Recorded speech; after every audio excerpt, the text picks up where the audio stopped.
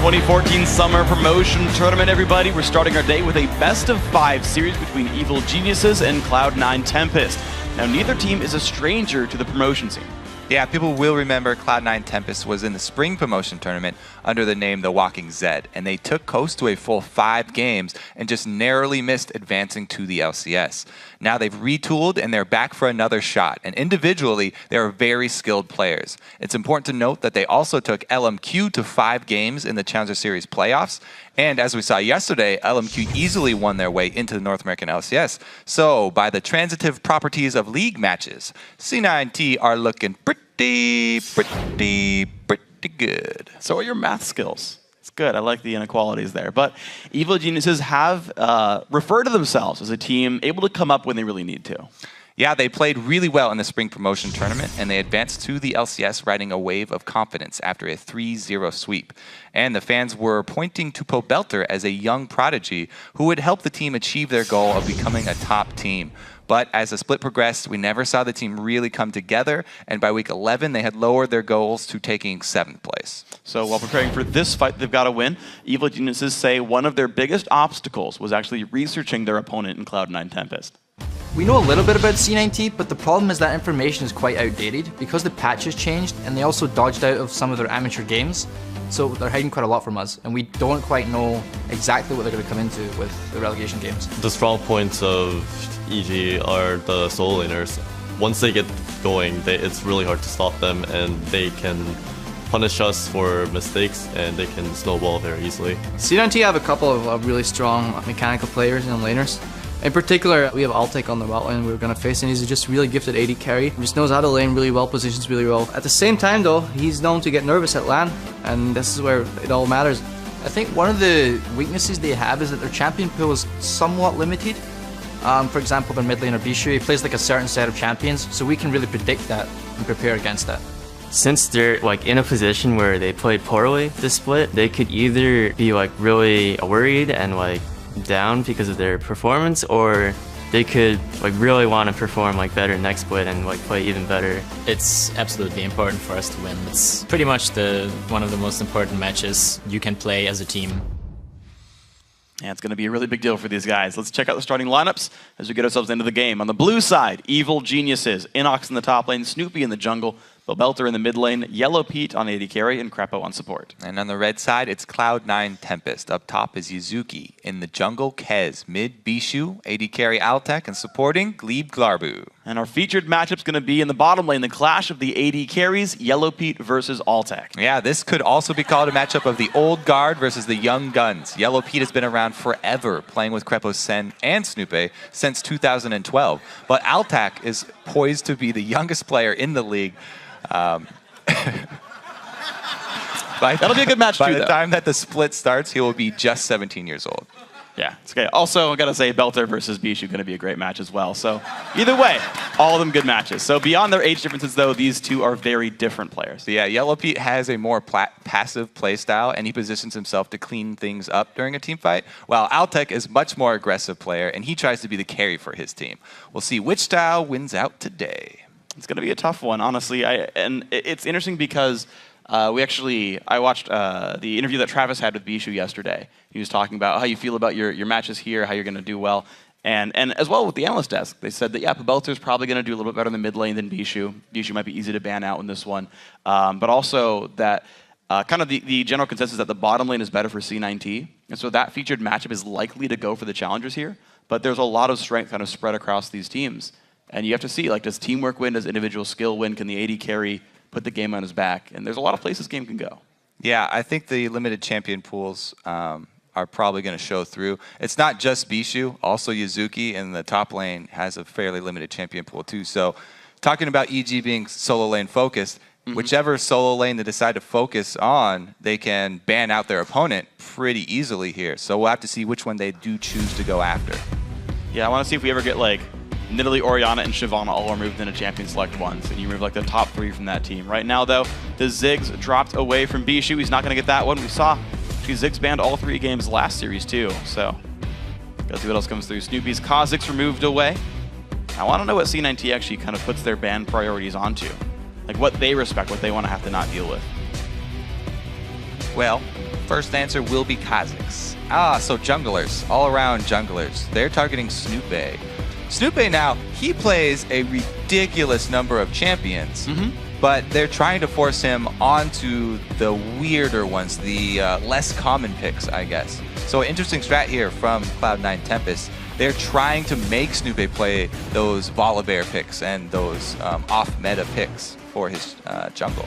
Yeah, well, we'll see. We haven't seen Evil Geniuses play on 4.5 patch ROM right now, so we actually haven't even seen Snoopy play a Feral Flare jungler in professional play yet. So I do want to know what comes through. At least also banned away, while EG just kind of skimmed off the top. They removed one champion from each person's pool and said, all right, well, all the AD carries are up. All of Kez's junglers are up. They didn't ban. Yeah, so much more general focus or lack of focus here from the bans. They did, however, leave up Jax, who has been a very, very quick first pick for many teams, and immediately taking Soraka and Evelynn in return.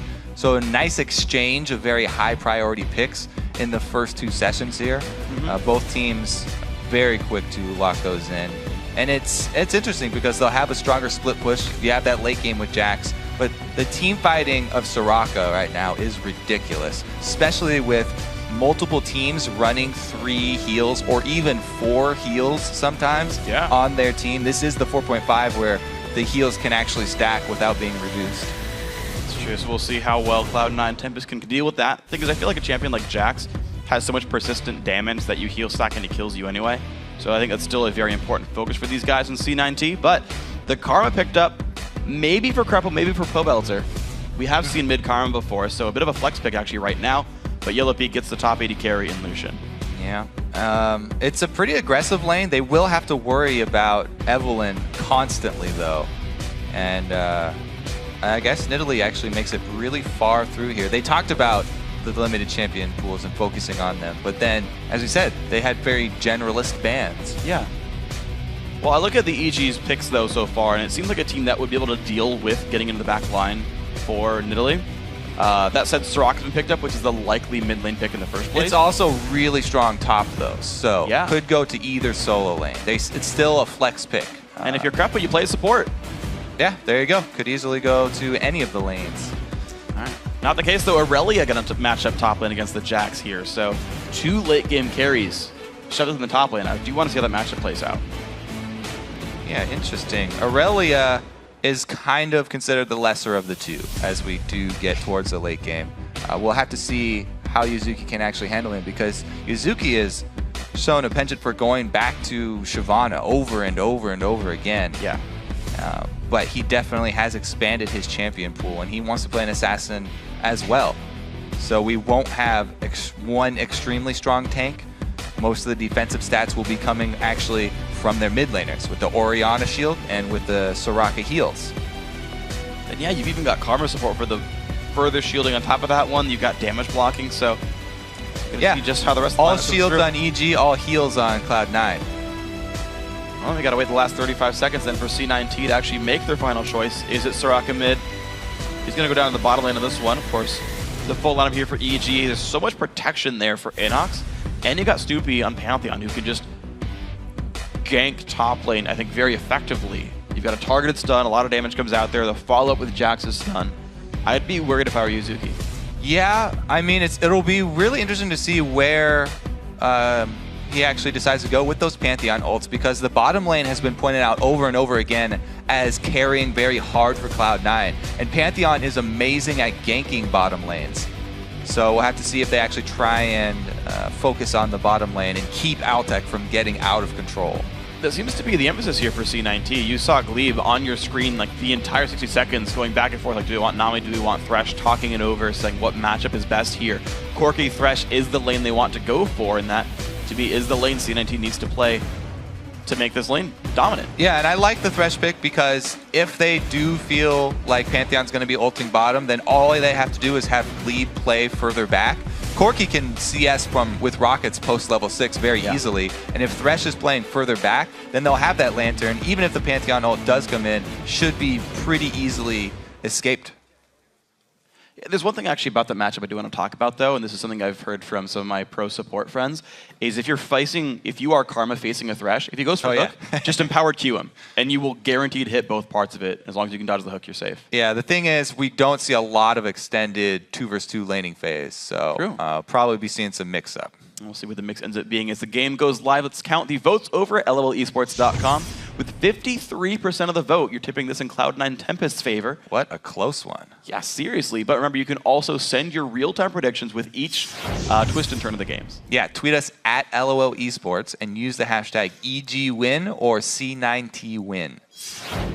We'll see as the games go on what happens here, because it's interesting because this is such a... I feel like it's very reminiscent of the last promotion tournament for Evil Geniuses, where they came in, to me, as fan vote underdogs, and just kind of the scene kind of saw them as underdogs, because it was arguably the weaker members of the old EG lineup, some new guys there that hadn't been tested a lot in competitive. They were having a hard time in scrims. And they were having a horrible time in scrims, right? And so here they're having like a horrible time in the LCS, but do they turn it on in the last week and beat the sort of favorites that are going to be challenging them? Yeah, you never know. Last time promotion tournament, they went 3-0. True. We'll see just how clutch these guys are. Getting ourselves now into Game 1. Evil Geniuses fighting to hold on to their LCS spot in this best of 5. We'll see them in the summer, and might even see them at Worlds if they turn this one around and start playing well. Crepo not going for extra gold to get the normal ward here. No green ward for him for the early level 1 invade. Yeah, it's just a 4-potion start. He's like all about brawling. So he still has the gold. Yeah. He just wanted to get more sustain. Yep. He's really hungry. He's got a lot of biscuits. He didn't have breakfast, maybe? Making up for it now. We're going to see the pings come out. Looks like Evil Geniuses are lurking down on the bottom side of the map. Pretty much the same for C9T, actually. And they have defensively warded their blue, so C9T will know that they can easily go for the exchange of buffs, and it should be that now standard swap of AD carry up top for the red side. So we will not see that Thresh versus Karma early matchup. Karma, though, she still has a lot, very high impact early on. And she's been able to start with that Spelthy's Edge, so it does give you extra damage on the turret, whereas Thresh doesn't really benefit from AP that much, so they really, we almost never see him starting that item. Opting for the Targons, which will help a little bit in the push. Doesn't execute since he's ranged, but it could heal somebody up. Yeah. Could mean a little bit. Also means you don't have to worry about like stealing minions away, so a little more auto attack uptime for what it's worth. Here comes a late invade for EG though. They're going to check the brush. They walk right on through. C9T, the exact same plan for these guys, but Cloud9 Tempest will not walk through a ward on this trade. And they get sight of EG, so everyone can feel comfortable now that they have not been surprised by the dark level 1s. So we're going to start the game off with a standard lane swap situation there. The double jungle going in, that's also pretty much standard at this point. Yuzuki and Kaz actually leave one of the little pieces of that blue buff up. Yeah, I like that a lot more than the teams that are doing the full clear, because as we said yesterday, if you just leave that one baby, it's so long before the other jungler goes to check their buff that you can delay the second spawn of the blue buff for your opponents by a good 5 minutes on most cases. So now we got to see what the move happens.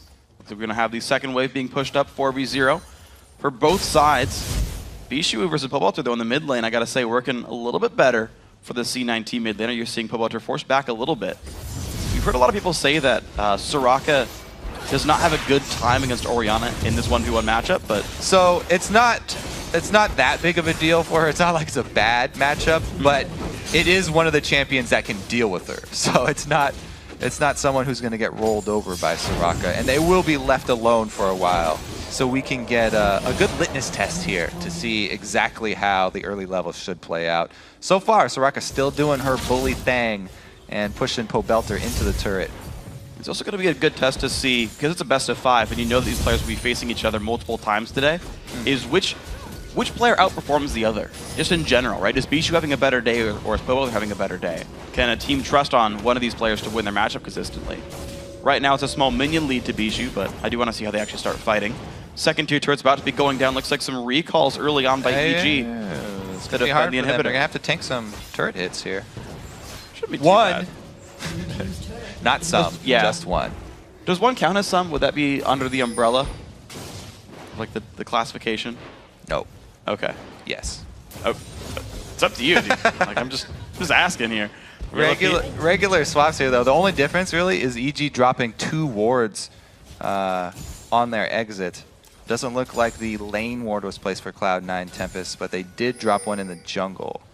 So they'll see when someone goes to clear that blue buff, and they can time it when they see someone venture into that pot. I really like that. So even though they left up that baby, there's no drawback for them. They'll still get the timer of the respawn. The respawn's just going to be much later. Oh, that's a great choice for these guys. So you got a small 200 gold lead right now for Evil Geniuses. They've managed to grab more minions overall in that push game.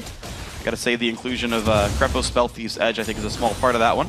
Kez clearing his red buff right now. 4 minutes 45 in. He'll have that respawning around 9 to 10 minutes into the game.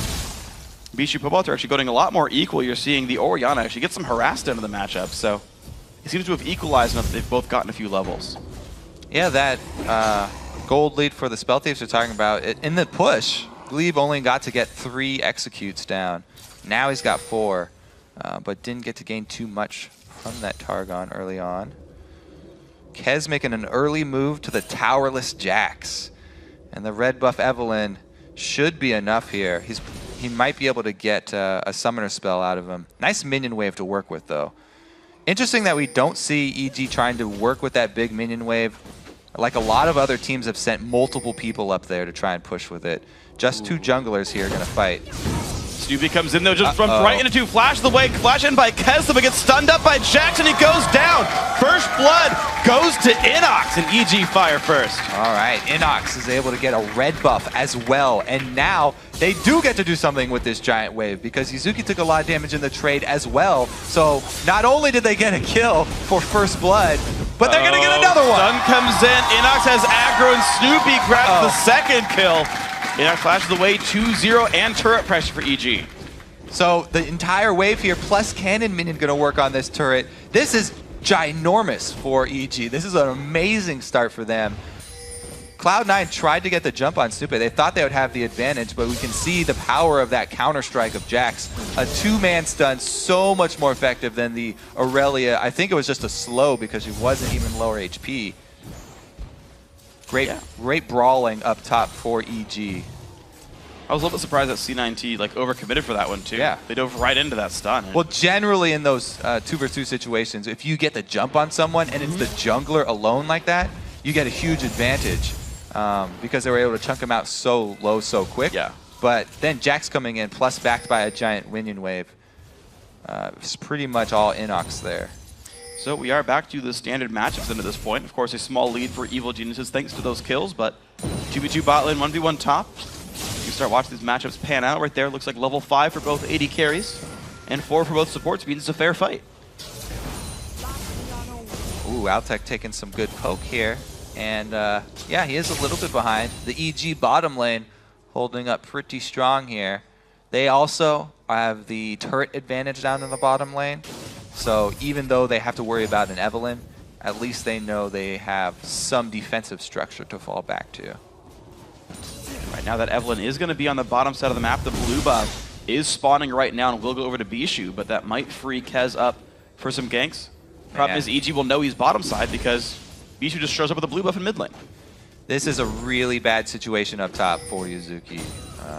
It wasn't just that the first blood and the red buff, but also the 2 waves that he lost. He had to use his teleport, so Jax has the teleport advantage on him now.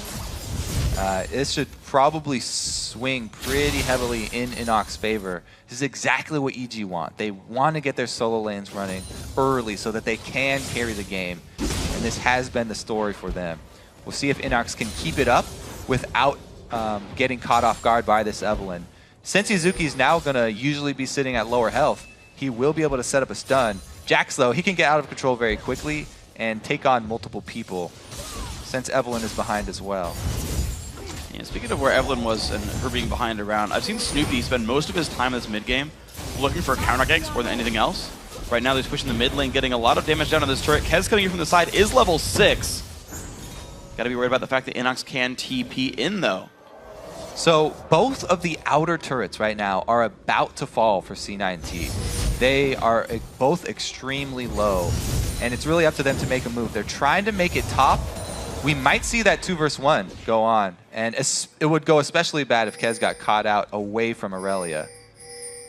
You're seeing how afraid he is of the fact that Pantheon might be level 6 and jump on him, so he backs right off. C9T getting a couple of pink wards down. Looks like both these teams starting to try to control the Dragon area. Glebe will get rid of this pink ward here, and we'll see. Again, you've still got about 30 seconds until teleports back up for Yuzuki, but that might be enough for C9T to fight. Problem is that squad is behind in kills right now, behind in gold. It's risky to go for a fight when you're down. Snoopé trying to get level 6 off the white, and he does get it. So now he's in position to counter gank both lanes just by being on that side of the jungle. He could help out wherever Evelyn decided to go.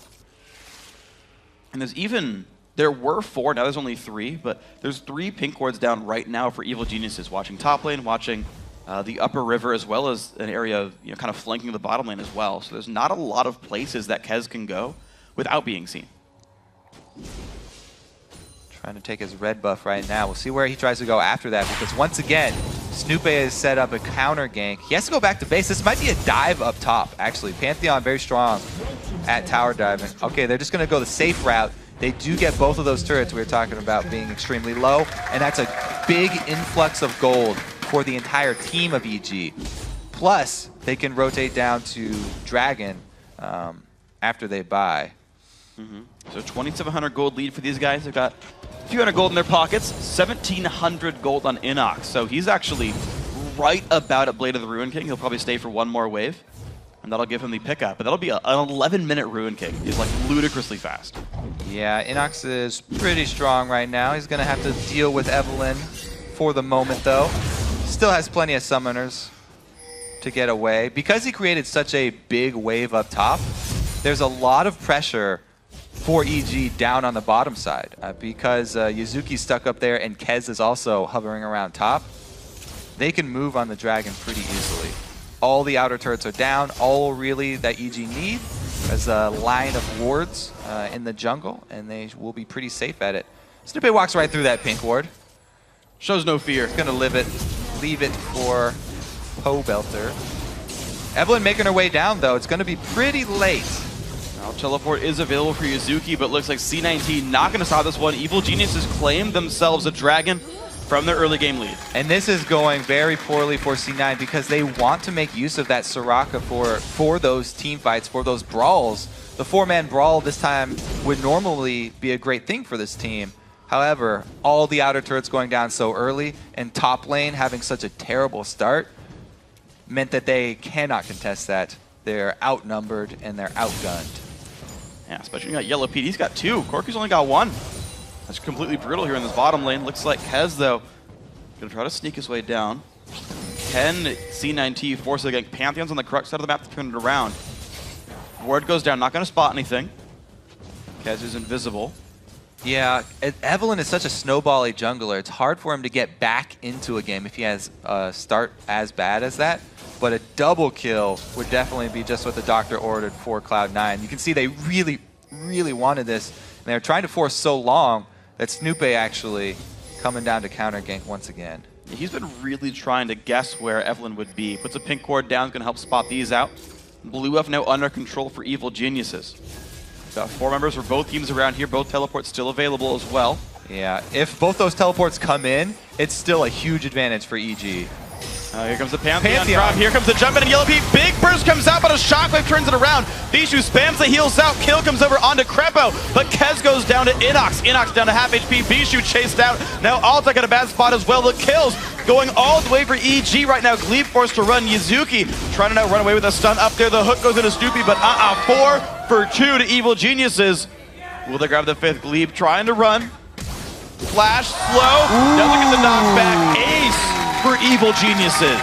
Great job for snowballing right there, EG. Now they've got complete control of the map as well. That blue buff they were coming over to contest will easily be theirs. Now this, even though it's a bit behind the fight, it doesn't matter because EG had such a good shockwave that they were able to lock them up for long enough. Yuzuki does go in the back and get the 1 kill, but Altec was sandwiched between the two melee carries there from EG. And since Inox had that early Blade of the Ruin King, there's no escape for Altec. This is the second time now we've seen game one. Team fights for a buff, walks into a shockwave, and it becomes a landslide team fight. There's a little bit of a lack of respect for the Oriannas right now, and you've seen now 0-0-5 for Pobelzer, right? Had a hand in every single kill in that fight. Had a really good showing. People said that EG, their soul lanes were important. You've got a 4-0-3 Jax. And as good as Soraka is at team fighting, Orianna is just as good if you hit the skill shot. It's just harder to play Ori in a team fight, but she can have just, if not bigger, of an impact. So, Snoopy gonna clear away the mid lane wave. Looks like Evil Genius is doing some quick housekeeping. And we're gonna see now when Cloud9 Tempest makes their next move, how long they have to lick their wounds, or if they can find a pick or something. Look at the wards coming out from EG. Everybody filling up on pinks and greens. And they're switching over to all their sweepers now. They know that they have a big lead in this game, and they want to finish it. This has been one of the big problems for EG in the LCS. Finishing out games, even when they did manage to get a lead. Looks like they have come up with a clear plan, and that plan is dominate the map with vision. Yes. We blast ending with a Q. Make sure you got the cannon on this one. Red buff. Ooh, that might have... Nope. Kez will be okay. Turn back to make sure you cleared the camp. But Evil Genius is now. Look at that deep pink ward right there at the front of the red buff. Trinket ward down there watching on top of that one as well. Izuki also gets spotted out. Like EG, they own this jungle. They own the entire map right now. And they always have to be worried, or Cloud9 always have to be worried about the ult from Pantheon. EG can pick someone off from half a screen away. They can pick somebody off from 3 screens away, actually. Pantheon. Yeah. Snoopy goes in, looks for Izuki. Good damage comes in. No hook lands from Glebe. Through the passive and the shield, Snoopy barely takes 75 damage right there from multiple tower hits. Gotta be worried about that one. 70 health adds up over time. One more shot would be 140. Yeah. Good job, Free. Thanks. Where's your calculator? You're cheating. Up in my head, I got this. Mid lane, second tier turret's gonna be going down though. Inox chunks it down with the most satisfying sound in the world. The flap of Jax makes it 5 turrets to 2 here. EG rotating back to the top of the jungle. Sweepers come out to make sure there's no wards watching these movements, and truthfully, Evil Geniuses, they see all this and barely ever get revealed. I mean, it was just such an expert snowball that they did from the 2 kills that they got up top, denying so much from Izuki and Kez. They rendered this Evelynn completely ineffective, not able to do anything for the entire rest of the game. And here comes the dive. All right, turret goes down. Here comes the battle. Stun goes in onto Bijou. He's got nowhere to go. Heals back up, but a 4-man shockwave. 1 for 0 so far. EG, back away. They got their kill. They got their turret. Job well done for EG right there. Mission accomplished. They've got all the outer turrets. Now for the final challenge, though, the hardest challenge, getting inside the base. They have such great ward coverage that they have the opportunity to bait around Baron, but it's only 17 minutes in. They aren't that strong right now compared to Baron. Comparatively, Baron will do a tremendous amount of damage to the EG team, and if they tried to go for it, that would be a great step for Cloud9, an option for them to get back in this game. If they could get some sort of miracle steal or sandwiching EG inside that Baron pit, that would be just what Cloud9 would like. Well, we'll see if C9T can get the ward done that they need. They did sweep away 1 pink ward near the Baron area. They've got a Trinket ward inside the pit itself. EG, though, going to take the time with this one. 18 minutes in, they go for the Dragon. Yellow Pete, not really in danger just yet, but looks like C9T not going to contest anyway, so no big threat here, just more gold. Right now, we're 7,000 gold up for Evil Geniuses. It's almost a 30% gold lead over Cloud9 Tempest. It's going to be jumped up now. 930 gold Dragon comes through. Yeah, complete domination so far here from EG. And they aren't letting up. So this is actually the crucial moment. After they get blue buff, they need to keep this pressure up. They have such a huge lead right now that they can take advantage. And they could even go for another dive, honestly. With Pantheon ult coming right back up. Something to watch for, certainly. EG haven't been afraid to dive whatsoever. They're getting tankier and tankier. Giant's Belt here for Snoopy is going to make that nice. Trinity Force nearly done for Inox. No upgraded boots, but who cares? But certainly EG have done so much to take control of the game early on. Like, we're 19 minutes in, and you're down to inhibitor turrets already. Yeah, this is the phase of the game, though, where they get a little skittish. They're like, do we want to actually pull this trigger and go for a dive? Are we going to try the split push to end it out? Or do we do the dangerous Baron bait? All of these options are fairly scary, even though they're so far ahead right now. Just because if you go for a dive, you have to get through a Soraka and a Thresh. That's extremely scary to dive through. You think about it, a few weeks ago, these guys were playing against XDG in a game that started out this strong. And they just waited out and said, we'll just control the jungle and keep going up in gold. And they took a 45, 50-minute game, but every step of the way, it was measured. It said, this is a guaranteed advantage. We'll snowball farther. And they waited till the tanks got tanky enough to dive turrets. Yeah, basically, they just cut off the supply lines for Cloud9 Tempest. There's no income for them aside from the minions that do get all the way to the base. The entire rest of the map should be covered by EG. And C9T are doing their best to fight back in the Vision game, getting as many wards down as possible. They've actually cleared out a decent amount on the red side here, but EG just returned once again. And Jax splitting down bottom is just going to get even scarier. He already has the combo, Blade plus Trinity Force. He can annihilate not just any person that C9T send, probably any 2 people that they send. Yeah. 3 depending on who you send as well. Like, I'm just like thinking, like, what are the combos that would be easiest for him to fight against? Inox, super scary, of course, overall. Yellow Pete gets himself the red buff. This one safely. Ah, the old Baron bait. They're going with the safest route, not taking any damage from Baron, not trying to do a tower dive, just splitting and doing a Baron bait here. Without Jax, though, they don't really have much threat of doing that Baron because it's so early. And C9T know that they would take a lot of damage if they were in Baron, so they're being very cautious. Look for Kez. Kez gets a lantern. Ironic that a Lady of the Shadows uses a lantern to save her life. And counterproductive. And that Lucian was firing light bullets, I guess, Yeah. at her. All right, so now that gives them, because the lantern's down, they're going for the Baron. They do have good ward coverage, and it's going down really quickly. Jax has not started his teleport. They don't see anyone except Glebe right now. Ward comes down. Right. Kez. Kez is available. Now there's no other wards No teleport available right still. now. Pink ward comes down. Kez gonna drop fast to the culling. Oh! My gosh! The wish comes out, but he doesn't hit him enough anyway. Right, Jax is in. Jax is in. They're going to finish off the Baron. They're committing to the Baron now. More wards come through though. Kez flashes over, pops the ulti. The he got it! comes in. Kez gets it, but he goes See, down. the rest of them have 1 to for back 0. out. Glebe runs through the box. Man drop comes in for the flank. Those is not good for Cloud9 Tempest. 2 for 0 so far. Snoopy will tank up. Yazuki gets 1 kill back. Chug over by Inox. He's going to get Bishu down 3 for 1. The fight continues. Yazuki and Altek forced to run.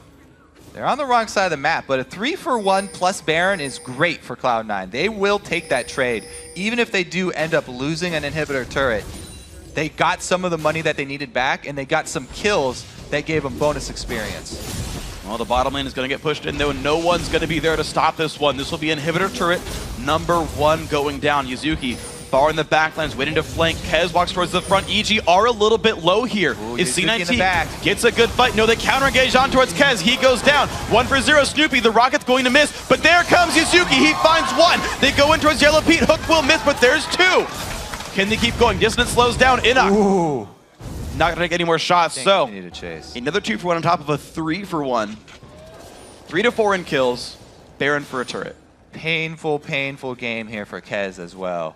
Following too closely there. It's always an wow, that's fun to watch. It's always an extremely dangerous game to play when you're trying to keep sight of an enemy. Yes, Yazuki was flanking in from the back, but you have to be wary of the crowd control that EG are still packing while they're walking away. Kez gets annihilated, but they get 2 kills for it. Yeah. Stalled them long enough. Yeah. Yazuki would have been able to stall them, though. He was coming in from the back. The interesting thing for me is, like, you talk about how unfortunate it's been for Kez right there. He's got a Giant's Belt as his tank items. We're 23 minutes in. The team barely has any kills. Like, you are not tanky as a jungler this early normally. Walking headfirst into a fight is not a normal thing for a jungler that early in the game.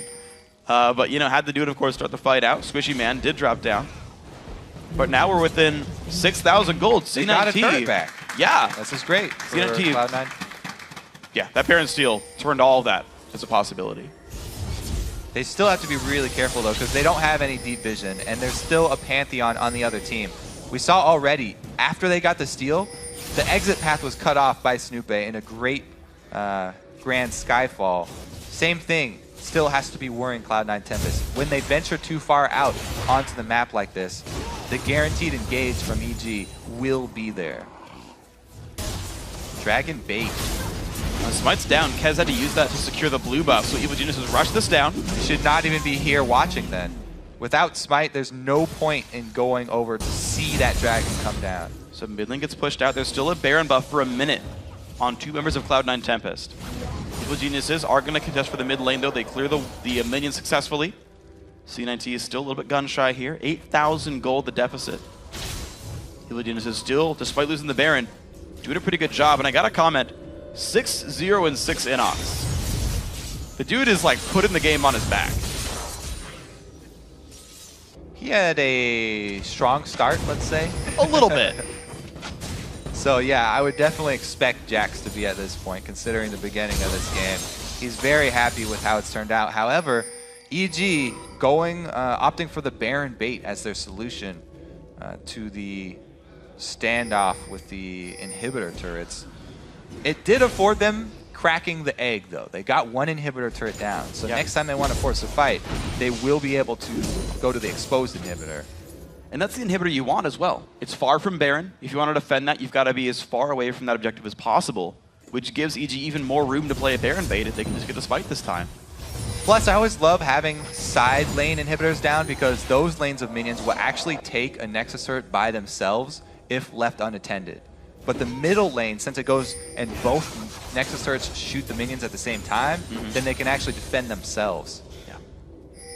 Well, EG are going to pressure the bottom lane. Baron buff has easily worn off by this point. And the exposed inhibitor will be the target. Yellow Pete successfully kills that ward off, but this time gets that one too. Pobelter able to pick up the slack when Yellow Pete can't use his passive again. Didn't want to use his dash. I think it's smart to not waste the cooldown for a ward. Yeah. But here's the inhibitor starting to take fire, down about 1/4 health. Inox has the shield occasionally. Also getting mana. Looking for the initiate. He does not have a good flanking position, though. He would, again, have to go through the front line to try and get his ulti down on the back line. And we've seen how poorly that does turn out for him. And there's a big minion wave top side as well. It's going to stack up right in front of the turret. I think it's actually going to start dying just slightly out of turret range, but EG, again, losing minions in Cloud9 Tempest. They're stalling holding here, but it's still an exposed inhibitor. They're not gaining anything back. All they're doing is losing some health on the top turret here. It's barely losing anything. There's a minion wave that showed up just in time to tank most of it. It will do a bit of damage, but it's mostly lost gold and XP. EG still waiting for wave number 4 in this one, but just gets cleared so fast by Soraka Corki. EG basically all they're doing is denying the minion waves. And you know, they're preventing gold from being picked up by C9T in that top lane. Well, the thing is, both teams are in this bottom lane, so both teams are getting 1 lane worth of experience in gold right now. Yeah.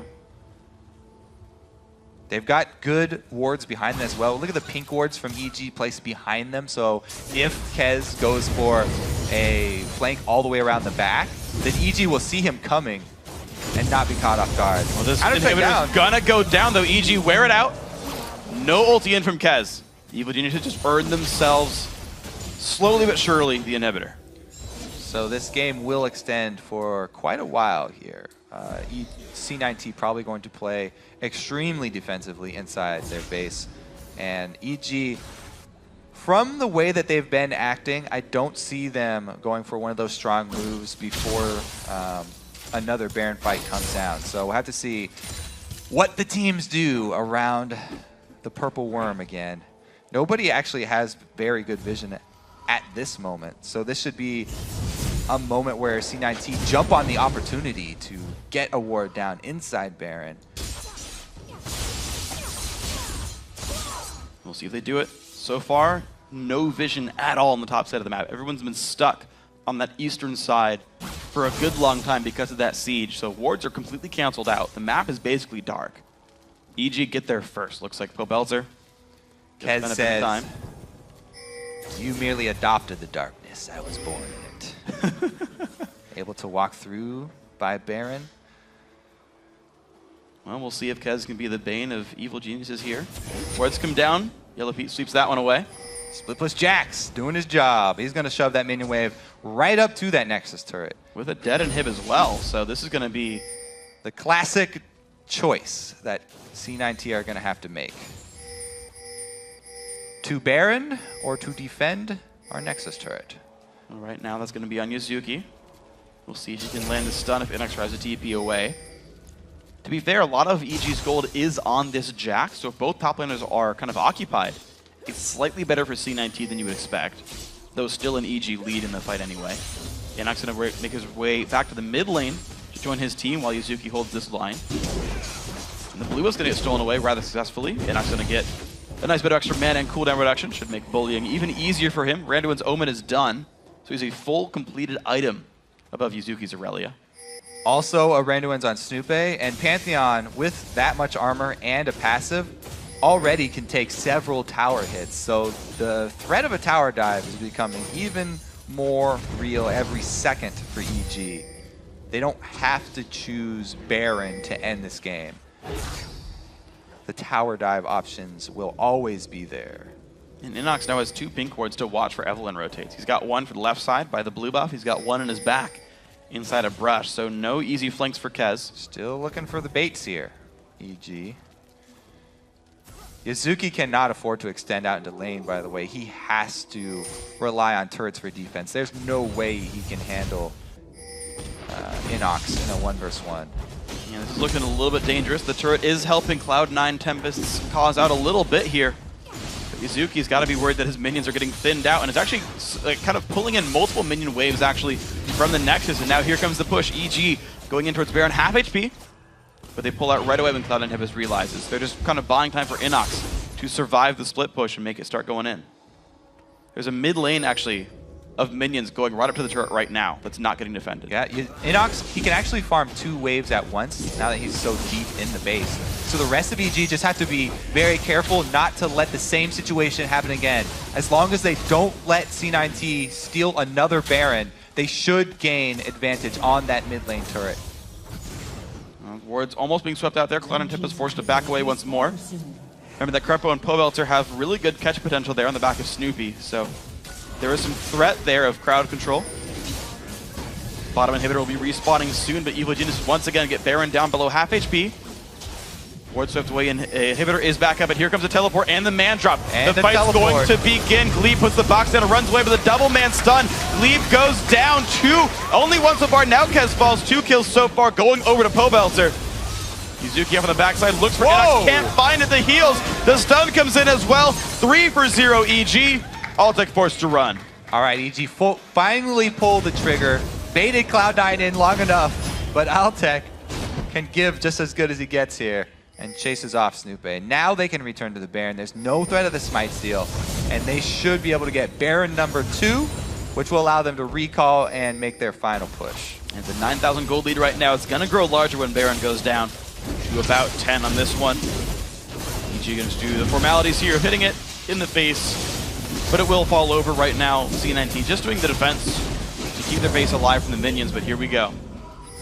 What could be the last recall for EG. So yeah, let's take another look at the bait. They finally got Cloud9 Tempest to come into the river. Exactly what they're waiting for, and they pull the trigger. Snoopy plus Inox at the same time jumping in, and they land the double stun there.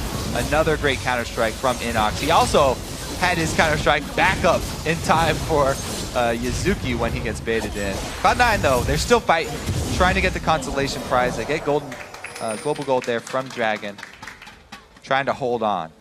Well, they bring it 1,000 back. They're still down 9K on this one. They gotta be careful showing deep in lane like this. Yeah. Pantheon at this level, not that long of a cooldown on his ulti. It's nearly back. They have to be very wary of that same situation happening again. They are not, they do not have flashes available this time. So a Pantheon ult will be very easy to land. So here we go. What is the siege location for EG? Right now, it's the bottom inhibitor for attempt to number 3.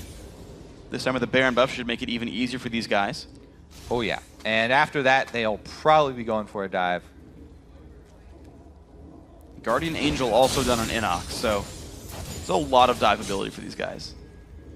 You already talked about Snoopy being durable. Inox way up there. Level 18 as well for him. 2 levels above everyone but Alltech on the enemy team. Yeah, he's going to take a while to come up the lane, though, so we'll wait for another wave before EG shove in onto the inhibitor turret here. Now, C9T, for this team fight to go their way, it's going to be very difficult. They're going to have to catch somebody in a sort of split dive from EG. I think they just automatically have to give up this inhibitor. They cannot fight at an exposed inhibitor. They need tower damage to be able to turn anything in their favor right now. And we'll see just how hard C9T tries to fight. Wave Clear comes in for a couple of ultimates, but it's just going to be an early fight. Inox goes in, lands a stun onto Yuzuki. He's going to have to back off of this one. The man drop comes through, a hook towards Inox. 3-man shockwave crushes C9T's health bars. And you're seeing complete ownership now. Cloud9 Tempest forced to run away. The inhibitor is completely EG's in a 5v4. All right, so that should be middle turret here, as well as a second inhibitor. And with Soraka down, the team fight should definitely go in EG's favor. It looks like they have a commanding lead. Wow, they're going to go for all inhibitors. Not looking to end it. They actually want to destroy every little last bit of Cloud9 Tempest space.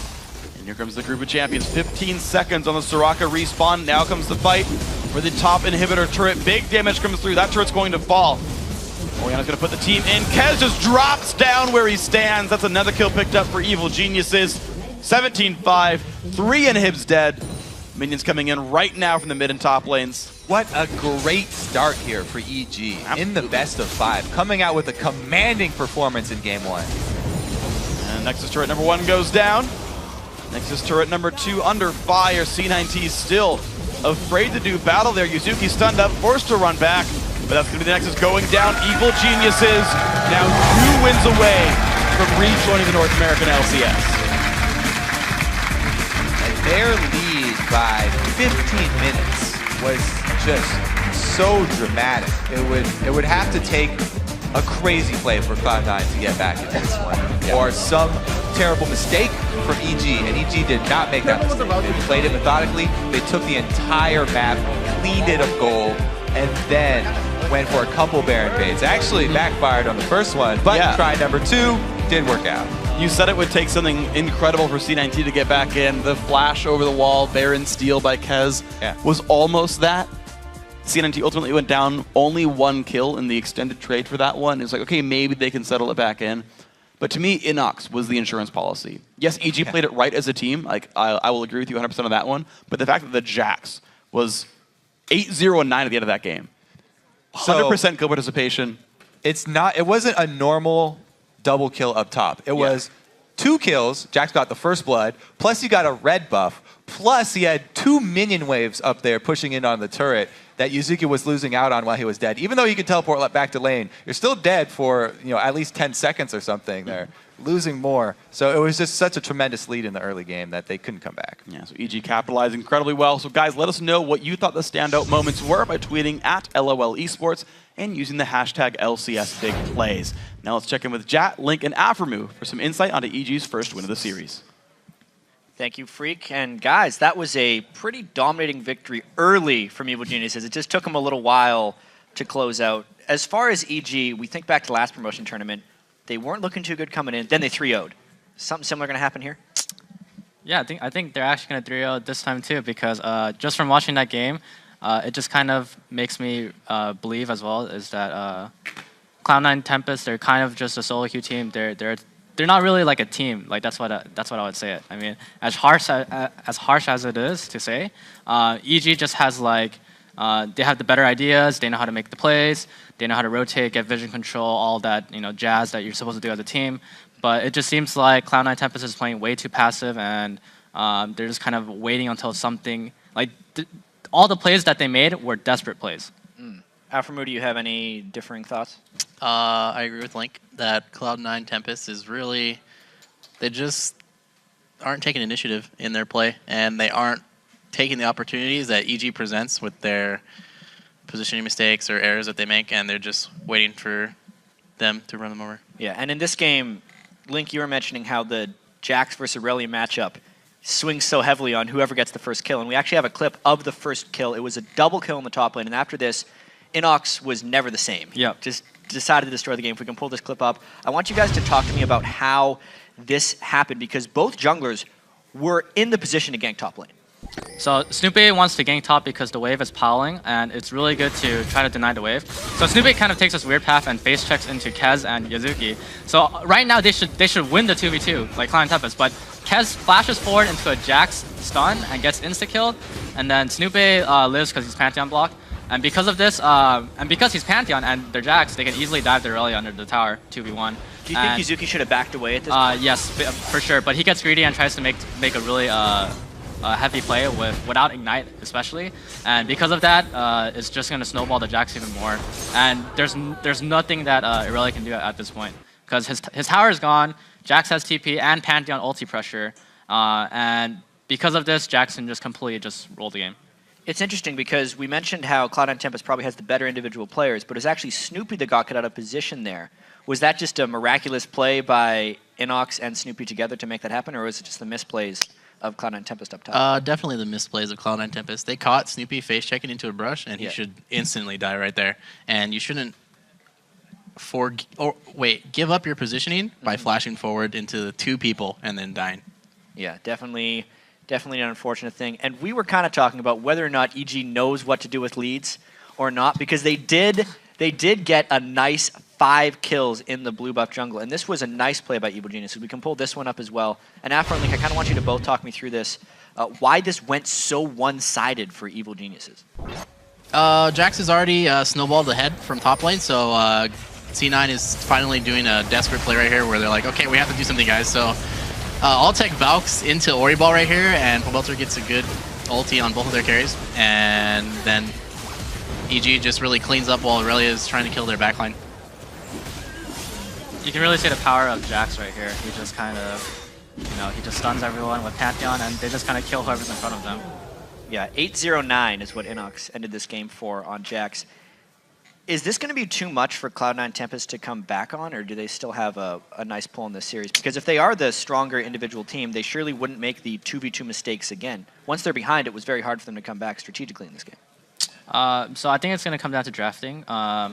But I believe that since EG is on purple side, they're kind of at a disadvantage. And Cloud9 Tempest really has to make sure that they get a really big advantage with their blue side first pick.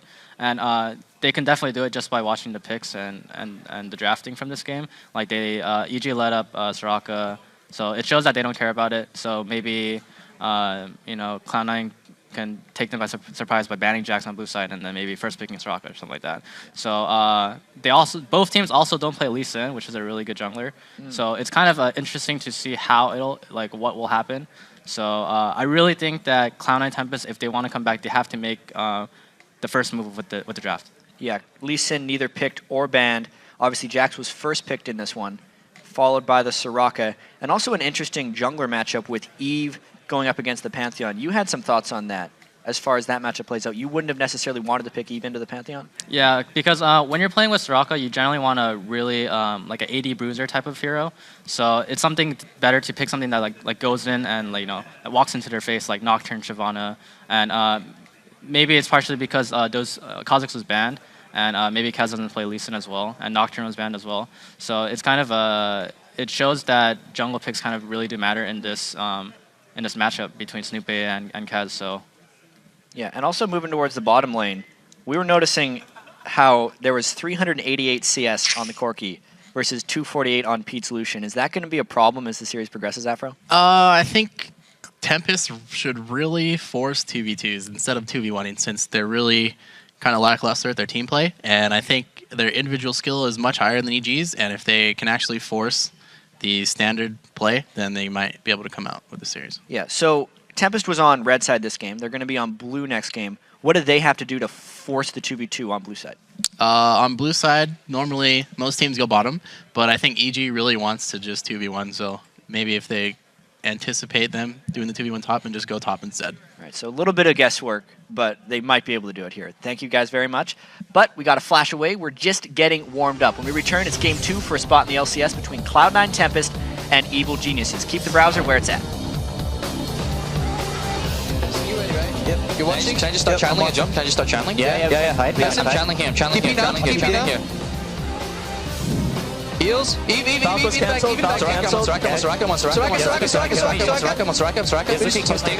Soraka. Going into Corki. Okay, switch to Yasuki. Aurelia.